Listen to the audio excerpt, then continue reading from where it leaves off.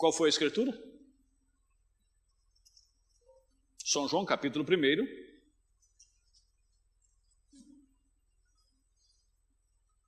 do verso 1 até o verso 14, né? No princípio era o verbo estava com Deus e o verbo era Deus. Ele estava no princípio com Deus. Todas as coisas foram feitas por ele, e sem ele nada do que foi feito se fez. Nele estava a vida, e a vida era a luz dos homens. E a luz resplandece nas trevas, e as trevas não a compreenderam. Houve um homem enviado de Deus, cujo nome era João. Este veio para testemunho, para que testificasse da luz, para que todos crescem por ele. Não era ele a luz, mas veio para que testificasse da luz. Ali estava a luz verdadeira que alumia a todo homem que vem ao mundo. Estava no mundo, e o mundo foi feito por ele, e o mundo não o conheceu. Veio para o que era seu, e os seus não o receberam. Mas a todos quanto receberam, deu-lhes o poder de serem feitos filhos de Deus, aos que creem no seu nome. Os quais não nasceram do sangue, nem da vontade da carne, nem da vontade do varão, mas de Deus. E o verbo se fez carne e habitou entre nós. Podem se assentar.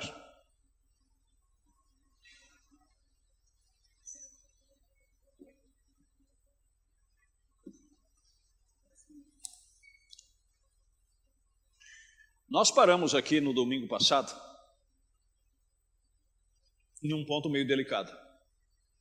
Eu confesso que duas coisas particularmente me foi revelado aqui domingo que eu nunca tinha parado para analisar. Duas coisas foi me revelado. A primeira, eu sempre criei que o nascimento de Jesus não teve nenhuma relação humana. Mas eu não sabia o porquê. O porquê não tinha sido me revelado, eu cria por fé. Que Jesus não tinha parte com Maria, nem tinha parte com José. Entenderam? Mas eu não sabia o porquê. Mas domingo nos foi revelado aqui o porquê. E por que foi?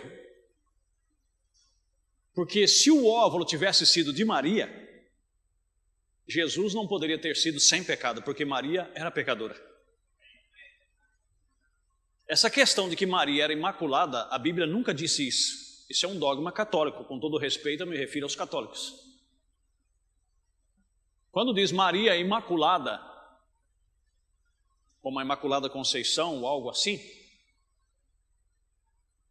isso é um dogma, não é bíblico. Isso é um dogma criado e aceito pela Igreja Católica Apostólica Romana.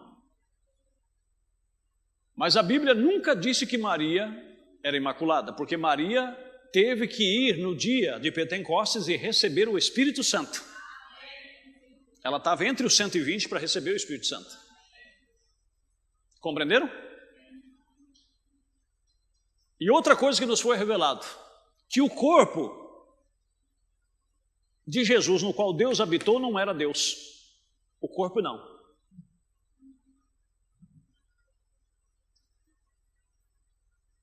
Porque se nós afirmarmos que o corpo no qual Jesus habitou, Deus habitou, era Deus, então nós temos que admitir que Deus morreu há 2000 anos atrás. E Deus não pode morrer. Correto? O verbo se fez carne. Se fez carne. Mas quando ele morreu lá no Calvário, o verbo não estava mais com ele. Porque o verbo era Deus. E ele mesmo disse, Eli, Eli, lama sabatano, que quer dizer, Deus meu, por quê me desamparaste? Ele teve que morrer como homem. Por isso que como homem ele precisava adorar, como homens ele precisava de um Deus. E se você for ler em Atos 2, versículo 32, aquele Deus que habitava neste corpo, depois teve que vir e ressuscitar o corpo. Você já viu isso na Bíblia? Deixa eu ler para você. Deus ressuscitou a esse Jesus, do que todos nós somos testemunha. Deus ressuscitou. Por isso que a Bíblia diz também, se o Espírito daquele que ressuscitou os mortos, que ressuscitou Jesus dos mortos, estiverdes em vós, ele também ressuscitará os vossos corpos mortais. Então, meu querido, por isso é que há o trinitarismo, e sempre as pessoas são tendenciosas a ver mais do que uma pessoa em Deus, porque não sabe separar o que era espírito e o que é matéria. Estão compreendendo? Deus criou um corpo, criou uma tenda, criou uma matéria para que ele pudesse habitar. Mas nunca foi três deuses. A Bíblia nunca disse sobre Deus Filho e Deus Espírito Santo. Fala sobre Deus Pai. Mas Deus Filho não. Porque se falasse sobre Deus Filho, aí nós tínhamos que admitir que houve três deuses e que um morreu no dia do ou morreu no dia da crucificação lá. Mas esse Filho, ele foi trazer Deus conosco. Esse Filho foi criado para que Deus pudesse andar aqui conosco, para que Deus pudesse ter comunhão conosco. Por isso que a Bíblia diz que Deus estava em Cristo, segundo aos Coríntios, capítulo 5, Deus estava em Cristo reconciliando o mundo consigo mesmo. Compreenderam? Esta é a realidade. E a Bíblia nunca disse Deus o Espírito Santo. Deus Pai, Deus Filho, Deus o Espírito Santo. Porque o Espírito Santo é nada mais, nada menos do que Deus hoje em nós. Primeiro foi Deus manifestando-se em cima, depois Deus conosco e agora Deus em nós. Estou entendendo, meus irmãos? Então não há como errar nestas coisas. Eu espero que vocês entendam, né? Como eu prometi, para nós encerrarmos esse estudo, eu vou ler apenas duas referências e depois nós vamos complementar aqui com mais algumas coisas que Deus vai nos dando, para nós encerrarmos este assunto.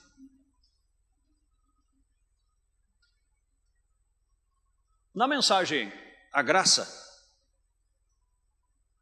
parágrafo 35, ele diz: é exatamente às 10 horas em ponto, no meu relógio, eu atirei o limite de Indiana a 15 esquilos.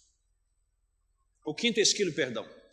Eu quero que você observe que lá havia 3 arco-íris, e lá houve 3 coisas ditas, e 3 esquilos abatidos.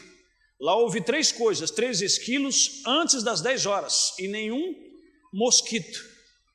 E o sol brilhou em 30 minutos, e lá estavam 3 para darem testemunho disto: o irmão Bucks, o irmão Wood, e o meu filho Billy Paul, e o seu filho Davi, para darem testemunho disto. Quando eu vi aqueles arco-íris, com aquele arco daquela largura, aquele anjo do Senhor, mas lá havia 3 deles, formando um só. Como aquilo ajudou o meu coração a conhecer este Deus. Jesus não é simplesmente um homem como o povo pensa que ele é. Simplesmente um profeta como as mentes modernas hoje pensam, como a ciência cristã. Que Jesus é simplesmente um profeta. Ele é o Jeová do Velho Testamento, feito carne, e habitou em nosso meio. E lá aquilo realmente me confortou. Eles, então, pensando naquele assunto que Deus havia buscado tantas pessoas, agora há um grupo de pessoas que chama a si mesmo de unicistas, ou de somente Jesus. Eu não concordo com eles a respeito de suas teorias. Mas por que não concorda? Porque o unicista, ele crê que Jesus é Deus. Em certos aspectos, sim. Como eu expliquei, por que os católicos falam Maria, a mãe de Deus? Porque eles creem que Maria foi mãe deste corpo, num aspecto sim, como José foi pai também dele, num aspecto. Sabia disto? Num aspecto, José foi pai. Pela linhagem tinha que ser pai, porque senão ele não poderia ser da descendência de Davi. Mas na originalidade ele não era pai. Por isso que tanto Maria como José teve que ser da linhagem de Davi. Entenderam, meus irmãos? Jesus nunca admitiu publicamente que Maria era a mãe dele. Eu sei que isso é duro, eu fui católico por 20 anos. Eu sei que isso não é fácil para um bom católico aderir a uma conclusão desta. Mas se você vai para as bodas de Caná, quando ela disse, Jesus, acabou o vinho, ele disse, mulher, ele não disse mãe, ele falou assim, mulher, o que tenho eu contigo? Ainda não é chegada a minha hora. Em São Marcos, ali nos primeiros capítulos, quando alguém chegou, interrompeu e disse, eis que tua mãe, tua irmã e teus irmãos estão lá fora e chama por ti. Ele disse, quem é minha mãe? Quem é minha irmã e quem são meus irmãos? Aqueles que fazem a vontade do meu Pai que está nos céus. Compreenderam? Quando ele estava já para expirar lá na cruz, ele olhou e viu João, o divino, aquele que revelou o Apocalipse, e Maria, porque João, a Bíblia diz que era o discípulo que Jesus amava, quer dizer, era o mais achegado a ele. É o que dormia reclinado no seu peito, era o chamado o apóstolo do amor, ele era muito afetivo, ele era uma pessoa muito amorosa, carinhosa. Por isso que se nas cartas dele você pode ver, ele sempre se inclinou por o amor. Filhinhos, amai uns aos outros, quem ama é de Deus, quem não ama não é de Deus. Ele olhou e viu João ao lado de Maria, e ele disse, mãe, eis aí o teu filho. Filho, eis aí a tua mãe. Estão compreendendo? E desde aquele dia a Bíblia diz que João o recebeu como sua mãe na sua casa e cuidou dela, diz a história, até os fins dos dias dela. Mas ele nunca disse, João, cuida da minha mãezinha para mim enquanto eu vou, depois eu volto para buscar ela. Não. Porque ele tinha a revelação de quem ele era. Ele disse, eu vim de Deus e eu volto para Deus. Estão compreendendo? Você veio de Deus num aspecto, mas em outro aspecto não. Essa é a realidade. Eu espero que você entenda. A sua alma veio de Deus, o seu espírito veio de Deus, mas o seu corpo não. O seu corpo nasceu em pecado, formado em iniquidade. Que como diz o profeta na deidade de Jesus Cristo, ainda que você se abstenha de todo o pecado que é no mundo, se você não aceitar a Cristo, você morre em pecado. É forte isso. Porque queira ou não queira, quando você vem ao mundo, você vem marcado pela morte. Por causa do pecado lá do princípio. Se você tem dúvidas sobre isso, chegar em casa, você leia Romanos capítulo 5. Você não precisa ter estado no jardim do Éden, mas como você vem dentro dessa linhagem, você é obrigado a carregar o pecado de Adão, ou o pecado que Adão aceitou. Compreenderam? Agora, se você também nasceu do Espírito Santo, você não precisaria estar lá no Calvário. Quando Cristo morreu, você morreu com Ele. Quando Cristo ressuscitou, você ressuscitou com Ele. Louvado é o nome de Jesus. E num ato só Ele justificou a todos os seus filhos. Essa é a coisa principal. Amém? Então os unicistas, eles crêem somente em Jesus. Agora o profeta diz, como pode só haver Jesus? Quem foi que gerou a Jesus? Ele teve um pai. E quem é o pai dele? Deus. E quem é Deus? É espírito e é invisível. Louvado é o nome de Jesus. Eu espero que isso não turba vocês. E como alguém disse, olha, a minha compreensão não é muito aguçada nestas coisas. Mas não se preocupe. Se você precisa saber da realidade sobre esse assunto, uma hora Deus vai trazer para você. Não é o tanto que você vai ler, não é o tanto que você vai se encabular, mas é o tanto que você ama a Deus e você se entrega nas mãos dele e ele vai se encarregar de mostrar para você todas as coisas. Entenderam? Porque se encabular, aí fica pior. Vamos para Mateus capítulo 1. porque o profeta diz que não cria na teoria unicista.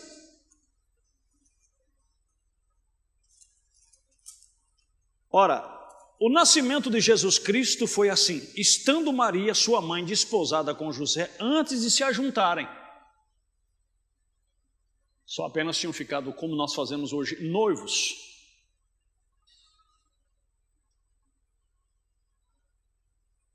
Antes de se ajuntarem, achou-se ter concebido do Espírito Santo. Mas como foi? Ela mesma indagou quando o anjo lhe visitou e disse: o Espírito Santo fará sombra sobre você. E o que em ti será gerado será chamado Filho do Altíssimo. Mas como gerado? Foi como nós dissemos. Se aquilo fosse como todo nascimento natural, através... Eu posso ser exato? Como às vezes é falado, né? O costume que vem para as mulheres todos os meses. O que é? É uma coisa que acontece na natureza, e através daquilo vem o sangramento, porque o óvulo tem que ser liberado. E aí até o 13º, 14º dia, ou 12º dia, depois do costume, então a Bíblia diz, ou a medicina diz, perdão, que ela se torna fértil. Quer dizer, se ela é uma pessoa que tem a saúde completa, então ela sempre terá óvulos férteis ali disponível. E através da sensação, através da relação, aquilo é liberado. E o lado masculino vai e fecunda. E dali começa a gestação de uma vida. Agora, o que aconteceu? Deus não precisou que Maria tivesse nos seus dias, porque senão o anjo diria: olha, como são costumes das mulheres, quando chegar aquele tal dia, então você fica preparado. Ele disse: não, o Espírito Santo fará sombra sobre você. E o que de ti será gerado será chamado Filho do Altíssimo. Agora, lembre-se disto. Você pode pegar, por exemplo, eu tenho 4 filhos. Às vezes, se você olha no meu filho pela primeira vez, você diz: nossa, mas como parece com o pastor Paulo? Mas aí, se você olhar firmemente para minha esposa, você vai ver que em mim tem traço meu e tem traço dela. Estão compreendendo? Depende da maneira, da visão da pessoa. Tem pessoa que olha um filho e fala assim: você é a cara da sua mãe. Outro chega e te fala assim: não tem nada a ver com a mãe, é tudo o pai. Olha o nariz dele, olha a boca dele, olha os traços dele, olha o gesto dele, a maneira dele. É ou não é verdade? Então, é aquilo que nós estávamos falando. Se o óvulo fosse de Maria, então Jesus estaria comprometido. Ele não seria sem pecado, porque Maria não era sem pecado. Então ele ia ter parte no corpo dele que pertencia a Maria. Estão compreendendo? Mas ele tinha que vir da mulher em cumprimento das Escrituras, porque lá em Gênesis falaria que a semente da mulher feriria a cabeça da serpente. Então, num sentido, ele tinha que ser a semente da mulher. Num sentido. Mas na originalidade, não. Porque se ele tivesse vindo de Maria, fisicamente, ele não poderia ter sido sem pecado e ele não poderia ter vencido. Porque para ele vencer, Deus teve que fazer, ele mesmo, criar célula sanguínea, ele teve que criar tudo. E ali nasceu um ser, amém, meus queridos? Sujeito às mesmas coisas, sujeito à morte, sujeito às paixões. Deus o criou para aquele propósito.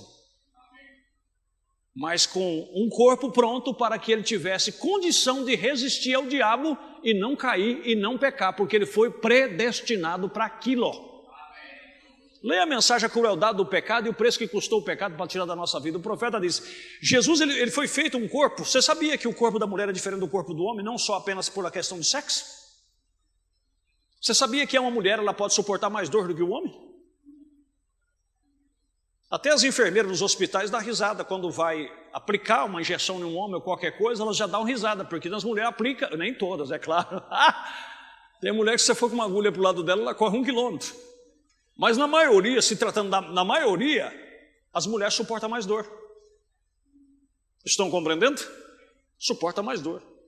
Ela foi feita desta forma. Por quê? Deus o fez, porque em Gênesis, quando veio a maldição, disse: com dor terás teus filhos. Leia lá Gênesis capítulo 3. Então Deus a capacitou para suportar dor. Estão entendendo? Agora os homens, os durão, é como alguém fala e é pura verdade, né? A mulher está lá acamada, com febre, com dor de garganta, com tudo que você possa imaginar, e o marido chega no pé da cama e diz: como é que você está? Não, já eu estou bem, faz um chá para mim, já eu estou bem. Se o homem está lá com febre, acamado, ele diz: como é que você está? Diz: chama os filhos, chama os parentes, porque eu estou me indo. Eu nos parentes, porque dessa eu não escapo, dessa eu não tenho jeito. Mas é porque nós fomos feitos nesse aspecto mais mole. Estão compreendendo? Agora, o corpo de Jesus foi criado diferenciadamente, ao ponto dele conseguir sofrer do seu suor se tornar em gotas de sangue. E aquilo não foi fácil. Estão entendendo, meus irmãos? Porque ele tinha que ser como ovelha muda indo para o matadouro. Homem nenhum conseguiria passar por aquilo, mas ele passou. Porque para isso eu nasci, para isso vim ao mundo. Louvado é o nome de Jesus. Então, por isso que você nunca queira assumir uma coisa que Deus não te colocou. Porque quando Deus te coloca, Ele te dá graça para passar por aquilo. Mas se Ele não te colocou, você vai sofrer a consequência. Estou entendendo? Essa é a realidade. Então, o Espírito Santo fez sombra sobre Maria. E o que nela está gerado agora. Eu sei que isso vai para a internet, isso vai pode gerar confusão, mas nós não estamos aceitando mais comentário. Se o comentário não for para edificação, já é orientado para deletar os comentários, porque nós não estamos no YouTube para brigar. Estamos para provocar edificação. Se não edifica, é só não escutar. Amém? Mas para benefício das pessoas que estão, né, eu digo para os irmãos, um espírito tem carne e osso? Lucas 24, o próprio Jesus disse, quando ele apareceu, embora entrou com as portas fechadas, com as janelas fechadas, e os discípulos afastaram tudo para trás, ele disse: opa, calma aí, paz esteja convosco.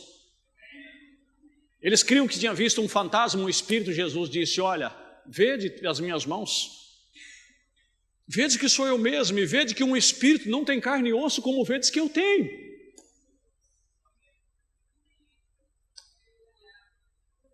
Mas mesmo assim ele entrou com a porta fechada, com a janela fechada, ele entrou. Por isso que nós estudamos isso também.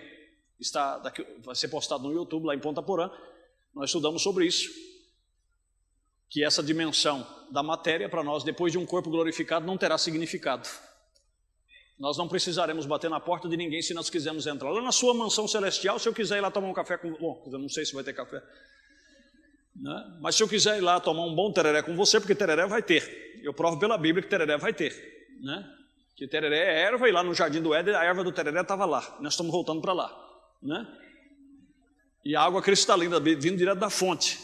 Então, se eu quiser lá na sua casa tomar um bom tereré, você não precisa... Bom, eu sou educado e você também é, nós vamos aceitar, né, o convite. Mas não precisa abrir porta, não abrir nada, nós vamos... Você menos espera, estamos lá reunidos, estamos tomando um bom daquele tereré, né? Amém? Isso é doutrina própria minha, viu? Não é bíblica, não. Doutrina paulina, tá? Então preste atenção.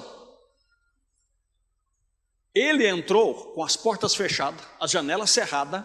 Ele entrou no estado do corpo glorificado com carne e osso, mas no estado glorificado. Entenderam? Um espírito sangra ou não? Não, não sangra. O profeta, quando tinha dúvida entre uma visão e alguma coisa, quando ele matou os esquilos, ele pensou que era uma visão, mas ele foi lá e passou o dedo, ele viu que o esquilo estava sangrando e disse: não, isso não é visão, isso é real.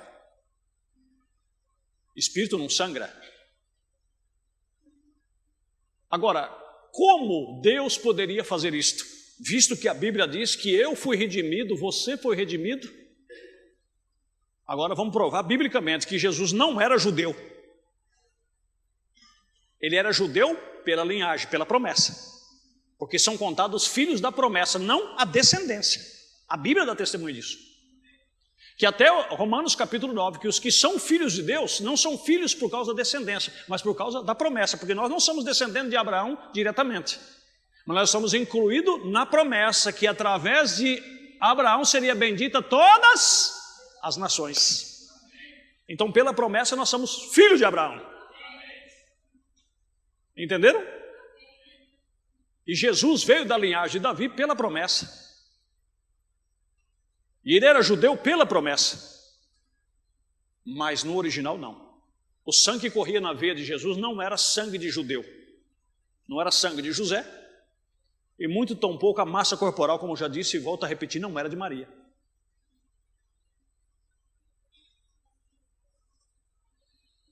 Aleluia!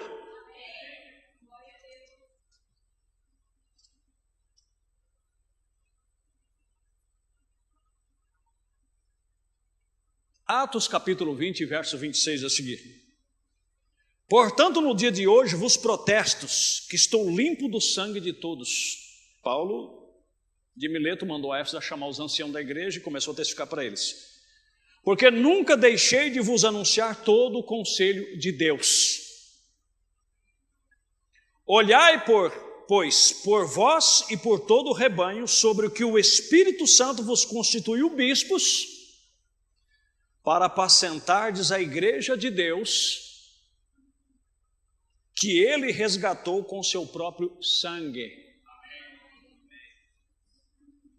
Então, o sangue que corria na veia de Jesus era o próprio sangue de Deus, mas Deus é Espírito, Deus não tem sangue, mas ele criou aquele sangue, um sangue puro, não contaminado, porque se fosse sangue humano, volto a repetir, teria a marca do pecado de Adão. E era um sangue contaminado. E o cordeiro tinha que ser sem mancha. Ou então não era aceito no sacrifício. Ele não poderia ser aleijado, ele não poderia ser manco, ele não poderia ser cego. Ele tinha que ser perfeito. E para ser perfeito, ele tinha que ter um nascimento diferente do que todos os homens. Ele tinha que ser feito diferente de todos os homens. Ele tinha que ser especial. Então Deus mesmo criou aquele corpo. Estão compreendendo, irmãos? Para que ele pudesse vir habitar naquele corpo. Mas tinha que vir pelo nascimento virginal. Se ele não quisesse ter nascido pelo nascimento, porque ele veio pela via humana, porque como o profeta de Deus disse, preste bastante atenção. Porque muitas pessoas pensam que lá no céu, Jesus não era o verbo, Jesus era o Filho de Deus lá no céu. Que significado teria ele Filho de Deus lá no céu?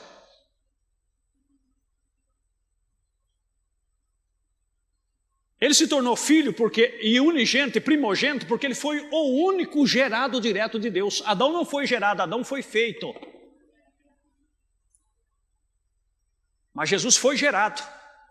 O unigênito, quer dizer, o único. Então ele não era filho de Deus lá no céu. Lá no céu ele era o verbo, e o verbo se fez carne e habitou entre... Agora, por que lá ele não era filho? Agora vamos entrar numa questão. Ele foi chamado filho, porque lá em Isaías capítulo 9 já dizia, um menino nos nasceu e um filho se nos deu. E o seu nome será maravilhoso, conselheiro, Deus forte e Pai da o mesmo ser. Pai da eternidade. Porque numa conclusão, o profeta chegou pela revelação a esta conclusão. Veja bem, se por exemplo, agora isso aqui, irmão, vai longe. Se nós for engatar uma coisa com a outra, irmãos, nós vamos passar o ano aqui nesse assunto. Porque a coisa vai longe.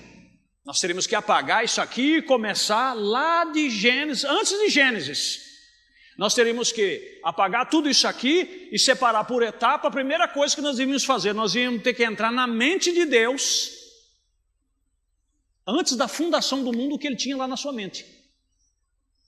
Nós tínhamos que ir para Apocalipse capítulo 13 e ver pela Bíblia que esse cordeiro que morreu no Calvário, para Deus ele já tinha morrido antes da fundação do mundo. Por isso que diz Jesus, com aquele amor que me amou. Mas quando? Quando nem sequer ainda existia o mundo. E você também, por isso que a Bíblia diz que antes que você amasse Deus, Deus te amou. Agora veja bem, tínhamos que voltar aqui à mente de Deus que antes da fundação do mundo, porque tem pessoas que pensam assim, que tudo vem acontecendo ao acaso. Deus colocou Adão lá no jardim do Éden, e quando pensa que não, como o profeta usa na expressão, chega a notícia no céu, teu filho na terra pecou, e Deus se descabelou e disse, mas não poderia ter pecado, que coisa, não. Você acha que Deus não sabia? Ele não conhece o fim desde o princípio? Ele já sabia tudo. Por isso que antes da fundação, ou seja, antes que ele dissesse, haja separação entre o caos, ele já tinha visto tudo. Na mente dele, Cristo já teria vindo, já teria morrido, eu já teria nascido, você já teria nascido. Ele viu cada coisa acontecendo no seu devido lugar. Por isso que diz Romanos capítulo 8, verso 28, não é? Tudo concorre para o bem dos que amam a Deus, dos que são chamados pelo seu decreto, porque aqueles que ele antes conheceu, ele predestinou. E o que predestinou, ele chamou.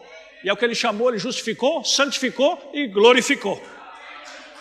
Sabe por que você é crente e você consegue andar na presença de Deus? Sabe por quê? Sabe por que você consegue ser santo? Porque em Efésios capítulo 1 ele diz que ele te predestinou para que fosse santo e irrepreensível diante dele. Até a sua santificação não tem mérito seu, é predestinação. Estão entendendo? Então antes da fundação do mundo, na mente de Deus ele já tinha isso. Ele viu o mundo vir da existência, ele viu tudo acontecendo, ele viu Adão caindo, sendo seguido pela sua mulher, ele viu o caos, ele viu a perdição, ele viu tudo acontecendo e ele estava cheio dos seus atributos de Salvador, de ser misericordioso, de ser Pai, de ser Filho, de ser Espírito e Santo e todas aquelas coisas nele. Lê a mensagem, Cristo, o mistério de Deus revelado. Por isso que Cristo é o mistério de Deus revelado. Leia Efésios capítulo 1 e você vai ver o mistério que ele tinha consigo antes da fundação do mundo, ele está nos mostrando agora. Agora diz o profeta, se um ser eterno permitiu que tudo isso acontecesse, e depois ele pegasse um filho que ele tinha lá e mandasse morrer, por um propósito dele, ele disse, ele não seria um Deus justo. Por isso que nesse aspecto ele não mandou um filho. Ele mesmo criou um corpo e ele veio e participou do sofrimento aqui, para que então ele pudesse ser justo. Por isso que Cristo não foi apenas Filho de Deus num aspecto, mas foi Deus conosco.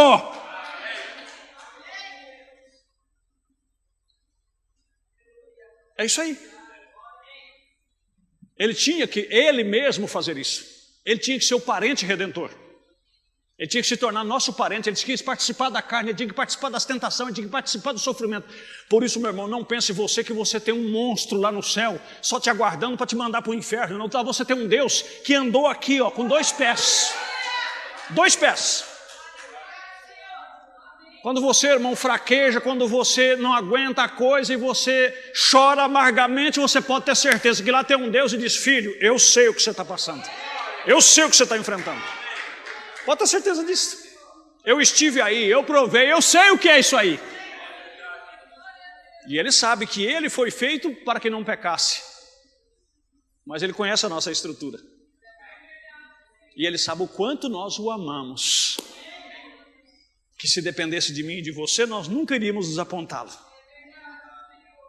Amém? Qual é a coisa que você mais desejaria nesse momento se Deus te desse para você? No estalo de dedo. Se ele dissesse, você pode pedir o que você quiser agora e eu te dou. Não, o Espírito Santo em porção nós já temos. É apenas uma primeira prestação.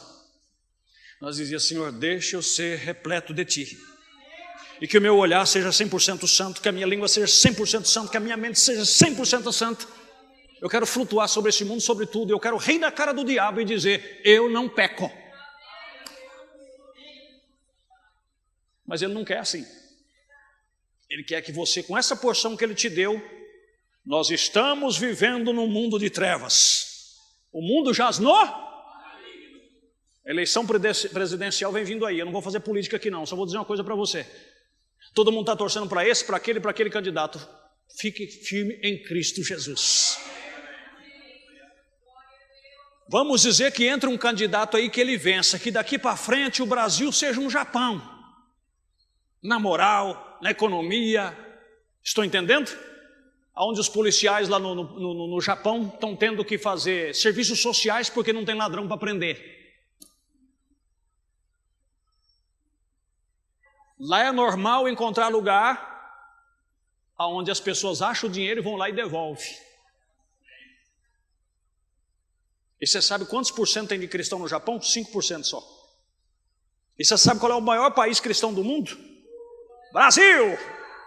Onde rouba até os pneus das bicicletas. Preste atenção no que eu estou dizendo para você. Mas vamos dizer que o Brasil se torne o Japão. Na estabilidade, na moral, na ética, certo? E daí? Quando eu cheguei a primeira vez nesse púlpito, eu tinha 25 anos. Quantos anos tem hoje? 51. Por enquanto. Novembro vem vindo aí, se Deus permitir. E se passar mais 25, quanto eu vou estar? 76, 77 anos. E se pode passar mais 25, com quanto eu vou estar?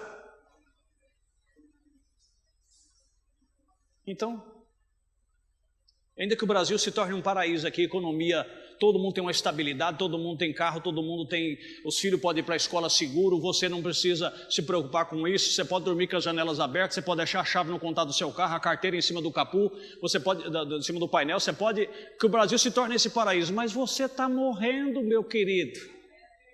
Se você não morrer de novo, de velho, você não escapa, você precisa de Jesus. Vamos ser otimistas, tomara que os brasileiros escolham o menos ruim e que o Brasil tenha um pouco de segurança. Não estou sendo pessimista. Mas o que eu quero dizer para você é que ainda que fique, não é a solução. Não tem solução para nós aqui fora de Cristo Jesus. Então diz o profeta, ele não poderia fazer isso, ele não poderia, como se diz, enviar, se ele tivesse um filho lá com ele, dizer, meu filho, seria justo você fazer um propósito, depois você falar assim, não, meu filho, alguém vai ter que morrer, alguém tem que ser parente, alguém tem que morrer e cumprir um papel lá embaixo. Aí você pega e manda seu filho morrer no seu lugar, o profeta diz, seria uma lei injusta. Se você fez o propósito, você tem que morrer. É você que tem que morrer. Então por isso que ele se fez carne. Amém? E habitou entre nós. E naquele corpo que ele mesmo criou, que ele fez, que ele gerou, ele foi para o Calvário e morreu. O corpo. Para que pudesse, como um cordeiro, pagar o sacrifício. Estou entendendo? Eu espero que sim. Então, meu querido, eu não consegui, eu comecei a ler e já não tive condição de ler mais. Mas o tempo já está se acabando. Tenho 10 minutos só. Deixa eu ler aqui para nós concluirmos. Né?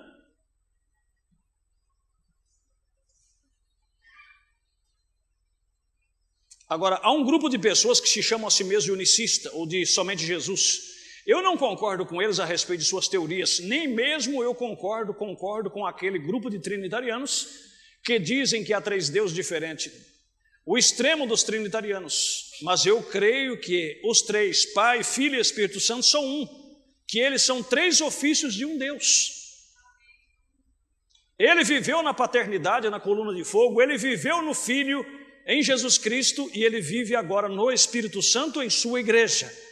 O mesmo Senhor Jesus, que foi feito carne, habitou no nosso meio, está conosco nesse dia, no nosso meio, na forma do Espírito Santo. Amém?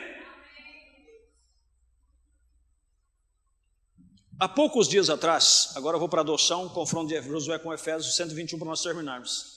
Há poucos dias atrás, quando o Dr. Lança veio até a mim, e nunca sabia nada a respeito daquilo, ele trouxe uma foto, o qual o irmão tem consigo ali agora. Tem aquela foto? Tem você na Bíblia consigo colocada lá? Estava isto em seu livro, correto? Lá havia uma foto do velho antigo sinal hebraico de Deus, exatamente como aquilo existia nos dias de Jó. Antes da Bíblia mesmo ser escrita, Deus em seus 3 atributos, não 3 deuses, um Deus em 3 atributos, Pai, Filho e Espírito Santo. 3 ofícios nos quais Deus atuava, não 3 deuses, 3 atributos. E lá isso estava. Quando aquele grande homem, Dr. Lança, da tradução da Bíblia Lança, quando ele disse daquela manhã, quando ele disse aquilo, eu disse, o que é aquele sinal? Ele disse, este é o antigo sinal de Deus em Hebreus. Deus, um Deus em 3 atributos. Eu disse, tal como Pai, Filho e Espírito Santo. Ele parou e colocou a sua xícara de café e olhou para mim, né? E disse, Gênesis, você estava lá? Ele perguntando, o profeta perguntando, você crê nisto? Eu disse, com todo o meu coração. Ele disse, ontem à noite, de pé, em sua reunião, irmão Branham, eu vi aquele discernimento e eu nunca havia visto isso antes na América, na minha teoria, na minha terra. Ele disse, estas pessoas americanas nem mesmo conhecem a Bíblia. A única coisa que eles conhecem são suas denominações. Eles nem mesmo sabem onde estão firmados, disse, eles não sabem de nada. Ele disse, mas quando eu estava ali de pé ontem à noite, eu disse, agora, irmão, Gênesis, simplesmente digo isto com reverência e amor, e desta maneira. Ele disse, eu disse que aquele deve ser um profeta, mas quando eu vi que você crê que o Pai, Filho e Espírito Santo não eram 3 deuses, eram atributos, então fiquei sabendo que tu és um profeta de Deus. Ou isto não seria revelado para você desta maneira. Eu disse, este é um sinal perfeito, disse. Eu nunca disse, ele disse, você é um unicista? Eu disse, não, Senhor, eu não sou unicista. Eu creio que Deus é o Deus Todo-Poderoso e os seus 6 atributos são simplesmente 3 ofícios no quais o único Deus vivia. Ele disse, bendito seja o teu coração. Ele disse, em alguns dias você derramará o seu sangue na terra por isso. Mas disse, profeta sempre morre por esta causa. Amém? Então, vamos concluir isto, para que possa entender. Aqui estava a voz, este é meu filho amado em quem me comprazo, o Pai e o Espírito falando. A pomba, que era simbólico para João compreender que ele era o Messias, porque foi dado esse sinal para João, e a pomba não é um Espírito Santo, a pomba é apenas um símbolo do Espírito Santo, tá? E aqui estava o tabernáculo terrestre que Deus tinha feito para habitar nele, correto? Aí os trinitarianos veem que aqui em cima está o Pai, aqui está o Filho, aqui está o Espírito Santo e aqui está o Filho. Então Pai, Filho e Espírito Santo. Essa é a teoria trinitariana. Embora a Bíblia diz que ouvisse uma voz. Ele diz, bom, se te ouviu uma voz é porque alguém estava lá. O próprio Jesus dizia que o Pai estava nele, mas ele dizia, o meu Pai que estás no céu. Mas por quê? Porque Jeremias 23, 24 nos assinala que Deus enche os céus e a terra. Ele é onipresente. Mesmo Jesus nessa noite, ele é onipresente. Onde estiver 2 ou 3 reunidos em meu nome, ele está aqui, não está? Será que os irmãos da Assembleia de Deus daqui 2 ruas para baixo estão reunidos em nome de Jesus? Será que ele está lá? Mas eu pensei que ele estaria aqui. Então ele está lá. Cada igreja nessa cidade que estiver reunida em nome dele, ele vai. Nem que se for para ficar num canto desprezado, mas que ele vai, ele vai. Ele manteve um compromisso.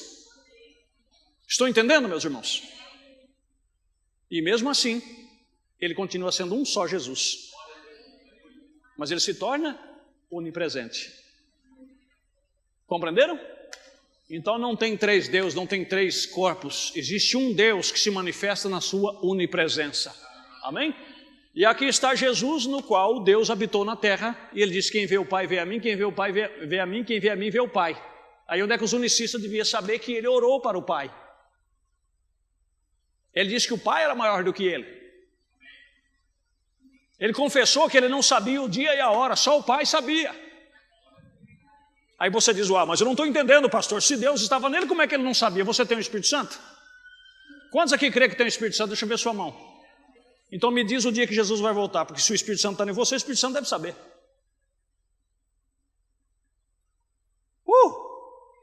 Tira o fôlego, não tira? Mas e por que você não sabe? Porque o Espírito Santo não revelou para você. E o Pai não tinha revelado para ele, ele só fazia o que o Pai lhe mostrava. Ele só falava o que o Pai lhe dava mandamento. Louvado é o nome de Jesus. A diferença de Jesus para nós, se fosse eu aqui, vamos dizer, cadê o giz aqui? Vou tentar fazer um rabisco aqui, uma fisionomia para nós encerrar, tá bom?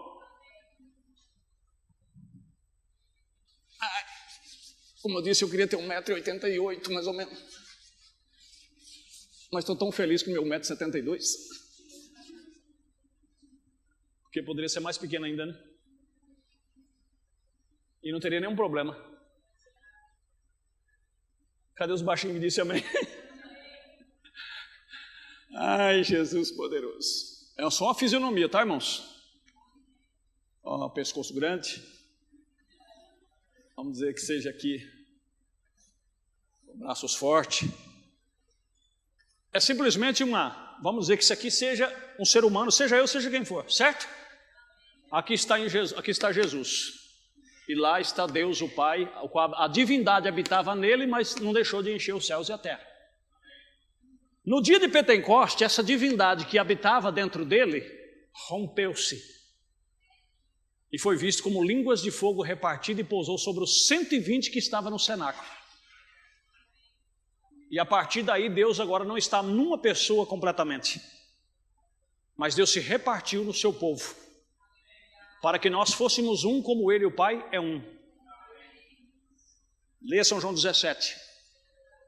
Nele habitou, ou seja, nele estava toda a plenitude. Ele era possesso de Deus. Por isso que raramente ele orava para que alguém fosse curado. Quando ele via alguém tinha que ser curado, o Pai já tinha mostrado para ele. Já tinha mostrado. Quando disseram para ele, o teu amigo Lázaro está doente, o Pai disse, vai para lá. Mas Lázaro, vai para lá. Ele foi para o caminho de 3 dias, quando ele voltou já fazia 4 que Lázaro tinha sido sepultado. Mas o Pai disse, volta que você vai levantar ele. Cheirando mal, fedendo. O Pai disse, ele falou, eu vou e ele vai levantar. O Pai é o Pai. Amém? Agora o que acontece? Aqui estava tudo que era Deus, estava aqui. Agora no dia de Pentecoste, isso aqui foi fendido, aquela divindade, vamos dizer como se fosse uma grande bola de fogo, foi disperso em vários pedacinhos. Amém? Ele era o pão da vida e esse pão foi quebrado. E desse pão espalhou-se. E agora cada pedacinho tem que formar esse pão de novo. Agora, em Coríntios capítulo 12 diz que aqui estava a plenitude de Deus, corporizada. Aqui está a plenitude. E no livro de Coríntios fala que agora, quando ele veio, nos deu apenas o penhor. Eu não posso ter a plenitude de Deus em mim. Às vezes eu sou apenas o braço desse corpo. Diz Coríntios capítulo 12. Talvez você seja o outro braço. Outro irmão também faz parte desse processo, também é braço. O outro também é braço. E o outro seja a perna. Leia lá Coríntios capítulo 12.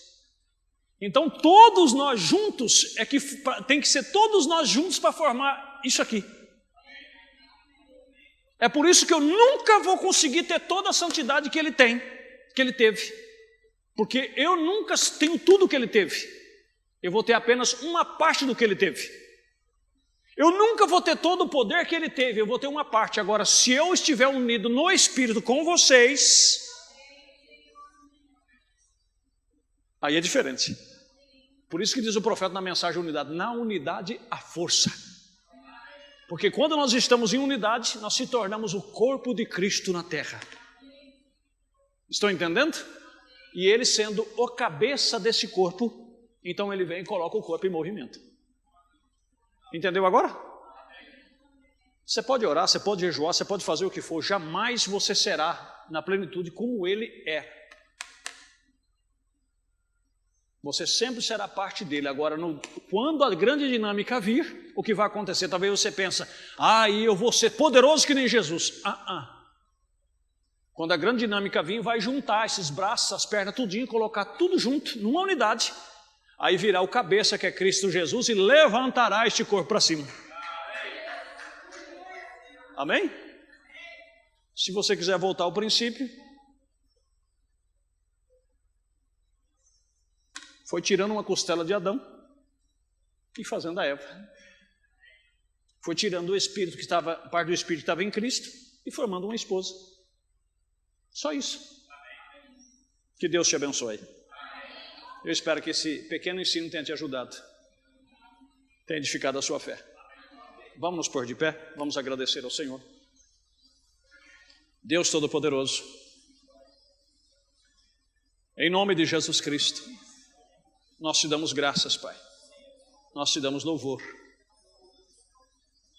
por algo tão maravilhoso, pela revelação da Tua Palavra.